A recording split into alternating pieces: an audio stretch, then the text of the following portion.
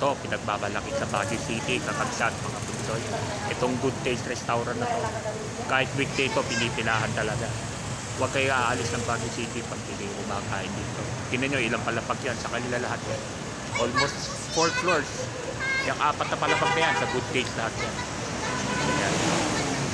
Mga ano talaga yan. Mga restaurant talaga, mga sa Baguio City, pinipilahan talaga. Pero ako naman kasi nag-iipon-ipon, saka na tayo makakain dyan sa Good Taste. Kung pa kaya budget yan, kari-karinterya lang muna tayo. Kaya alis ang Baguio hanggang hindi kumakain dyan sa Good Taste. Ganyan lang kanila lahat yung buong building. Hanggang dyan sa fourth floor kanila yan. So haba ng pila, mga turista yan. Kasi pag tiga Baguio ka, kawa ka na rin dyan. Yan yung Good Taste Restaurant sa Kapsat. Fourth floor yan.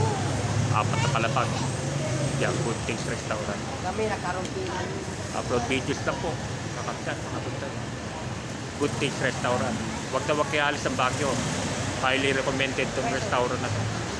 Kahit yung mga nagbablog dito, yung mga nagpusun vlogger dito sa Baguio City, nag-vlog talaga nila itong Good Taste na to.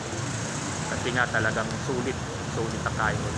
Specialty nila dito yung garlic rice, saka yung sweet and sour na chicken. Sweet and sour chicken, saka garlic rice. Yan lang ang orderin nyo rito, okay na. Busog na kayo nun, solve na kayo.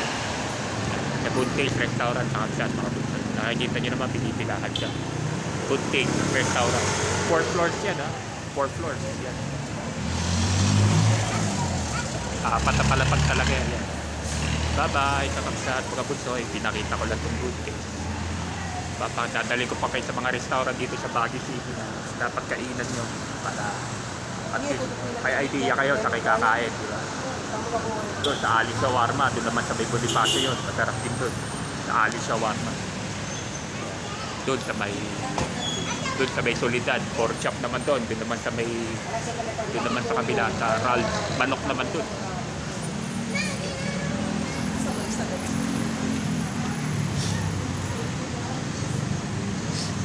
Yan, upload videos lang kakapsat, ha. Mga bunsoy, nakakita nyo naman ng pila, diba? Yan ang Good Taste dito sa Baguio. Yan, 4 floors yan, home building yan, nabibigyan nila yan sa kanila yan. Pag puno na dyan sa baba, pwede kayo yan, 4th floor yan, kanila yan. Actually, branch lang nga to, main branch nila na may sa Dangwa. Doon ako nakakain sa Dangwa Terminal. Mga bus papuntang Sagada, Panawe, doon.